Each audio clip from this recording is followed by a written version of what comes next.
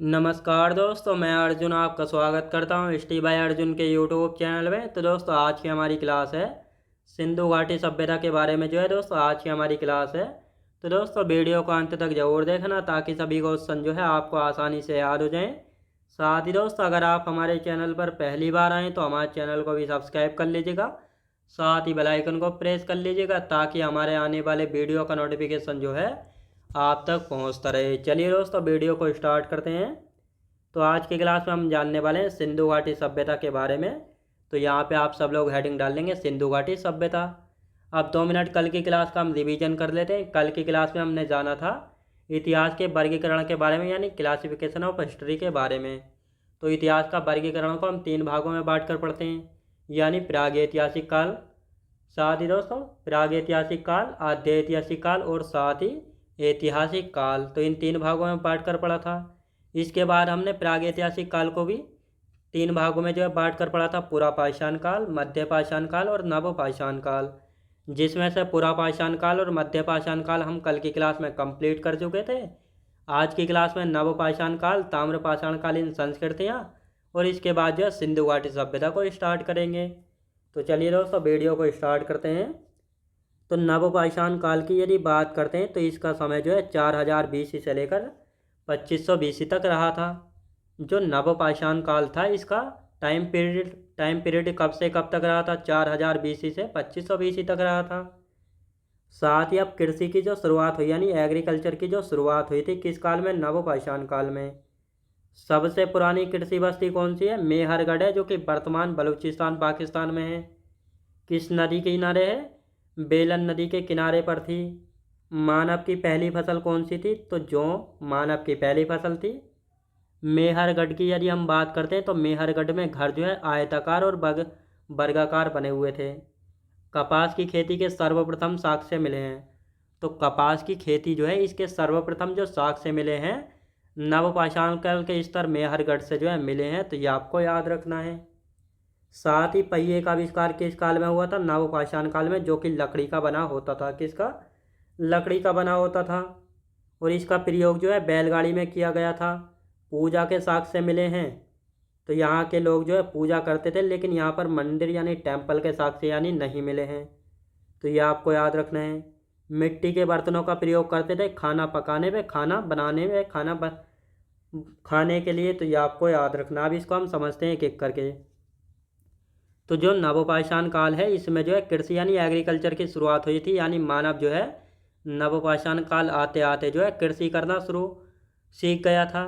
और कृषि करने की जब शुरुआत हुई तो सबसे पुरानी जो कृषि बस्ती मिली है वह है मेहरगढ़, जो कि वर्तमान बलूचिस्तान पाकिस्तान में मिलती है। और ये मेहरगढ़ बेलन नदी के किनारे पर थी। और यहाँ के घर आयताकार और वर्गाकार बने हुए थे। यहाँ से कपास की खेती के सर्वप्रथम साक्ष्य मिले हैं। मतलब मेहरगढ़ में कपास की खेती की जाती थी। साथ ही मानव के द्वारा सबसे पहली फसल कौन सी उगाई गई थी? जौ। पहिए का आविष्कार हुआ, यानी पहिए का जो आविष्कार हुआ था नवपाषाण काल में हुआ था। और ये पहिया लकड़ी का बनाया गया था, जिसका प्रयोग यानी यूज बैलगाड़ी में किया गया था। किस में दोस्तों? बैलगाड़ी में किया गया था। साथ ही पूजा के साक्ष्य, मतलब यहाँ के लोग पूजा करते थे। क्या किसी मंदिर में जाकर पूजा करते थे? तो नहीं। यहाँ पर कोई भी टेम्पल या मंदिर के एविडेंस नहीं मिले हैं। तो ये आपको याद रखना है। साथ ही मिट्टी के बर्तनों का प्रयोग करने लगे थे खाना पकाने में, खाना खाने के लिए मिट्टी के बर्तनों का प्रयोग करने लगे थे। अब नवपाषाण काल के प्रमुख स्थल यानी मेजर साइट कौन कौन सी हैं, तो इनके बारे में हम देखते हैं। जैसे बेलन घाटी, ये उत्तर प्रदेश में पड़ती है बेलन घाटी। संगनकल्लू ये कहाँ पे? ये कर्नाटक में, जहाँ से राख का टीला मिला है। तो ये क्वेश्चन पूछा गया है। नवपाषाण काल के प्रमुख स्थल संगनकल्लू से क्या मिला है? तो राख का टीला मिला है, जो कि कहाँ पर है? कर्नाटक में। सोन घाटी कहाँ पे है दोस्तों? मध्य प्रदेश में। सिंहभूम साइट कहाँ पे? झारखंड में। मेहरगढ़ बलूचिस्तान पाकिस्तान में। बुरधोम जम्मू कश्मीर में, जहाँ से मानव के साथ कुत्ते के शव प्राप्त हुए हैं। यानी जो बुरधोम है ये नवपाषाण काल का ये स्थल है। यहाँ से मानव के साथ कुत्ते के साक्ष्य मिले हैं। तो ये आपको याद रखना, यानी मानव के साथ कुत्ते को दफनाने के साक्ष्य मिले हैं बुरधोम से, जो कि जम्मू कश्मीर में है। तो ये आपको याद रखना है। अब यहाँ पे हम बात करने वाले हैं, नोट करके लिखेंगे, भारतीय उपमहाद्वीप। यानी भारतीय उपमहाद्वीप मतलब जब भारत का विभाजन नहीं हुआ था तो सर्वप्रथम मानव के साक्ष्य कहाँ से मिले थे? मध्य प्रदेश के नर्मदा घाटी में स्थित हथनोरा से जो है मानव खोपड़ी मिली थी। यानी भारतीय उपमहाद्वीप में जो है मानव के सर्वप्रथम जो साक्ष्य पाए गए हैं कहाँ से? मध्य प्रदेश के नर्मदा घाटी में जो है हथनोरा से मानव खोपड़ी प्राप्त हुई है। तो ये आपको अच्छे से यहाँ पे याद रखना है। तो ये नवपाषाण काल था। अब आते हैं दोस्तों ताम्रपाषाण काल के बारे में। तो ताम्रपाषाण काल की यदि बात करते हैं दोस्तों, किसके बारे में? ताम्रपाषाण काल के बारे में। ये जो है नवपाषाण काल के बाद आता है। जो ताम्रपाषाण काल है ये नवपाषाण काल के बाद आता है। और इस काल में जो है तांबे की खोज हुई थी। तो तांबे की खोज जो है किस काल में हुई थी? नवपाषाण काल में नहीं बल्कि ताम्रपाषाण काल में हुई थी। मानव के द्वारा प्रयोग की जाने वाली पहली धातु कौन सी थी? तांबा यानी कॉपर। यानी मनुष्य के द्वारा जो है सबसे पहले प्रयोग की जाने वाली धातु यानी मेटल कौन सी थी? तो तांबा यानी कॉपर थी। तो ये आपको याद रखना है। यानी मानव ने पहले तांबा, फिर कांसा और फिर लोहा। तो कांसा जो है एक मिश्र धातु होती है जो कि टीन और तांबे के मिलने से बनती है, जिसका प्रयोग सिंधु घाटी सभ्यता में जो है होगा। लोहे की बात करते हैं तो लोहे के जो साक्ष्य यानी लोहा जो है कब खोजा गया था? ऋग्वेदिक काल में खोजा गया था। और इसका प्रयोग है वो उत्तर वैदिक काल में। लेकिन कहीं कहीं पर जो है वैदिक सभ्यता भी दिया होता है, तो बिल्कुल कंफ्यूज नहीं होना है, क्योंकि ऋग्वेदिक काल और उत्तर वैदिक काल ये वैदिक सभ्यता के ही दो अलग अलग पार्ट हैं। तो ये आपको याद रखना है। तो यहाँ पे हम बात करते हैं दोस्तों लोहा यानी आयरन के बारे में। तो लोहे की बात करेंगे तो ये वैदिक सभ्यता में जो है इसकी खोज हुई और इसी में प्रयोग हुआ। यानी खोज हुई थी ऋग्वेदिक काल में और इसको प्रयोग हुआ था उत्तर वैदिक काल में। तो ये दोनों जो है वैदिक सभ्यता के ही पार्ट हैं, ऋग्वेदिक काल और उत्तर वैदिक काल। अब लोहे के जो साक्ष्य यानी एविडेंस हैं ये अतरंजी खेड़ा एटा यूपी से मिले हैं। तो यूपी के एटा ज़िले में जो है अतरंजी खेड़ा पड़ता है, जहाँ से जो है लोहे के साक्ष्य यानी एविडेंस प्राप्त हुए हैं। तो ये आपको अच्छे से यहाँ पे याद रखना है।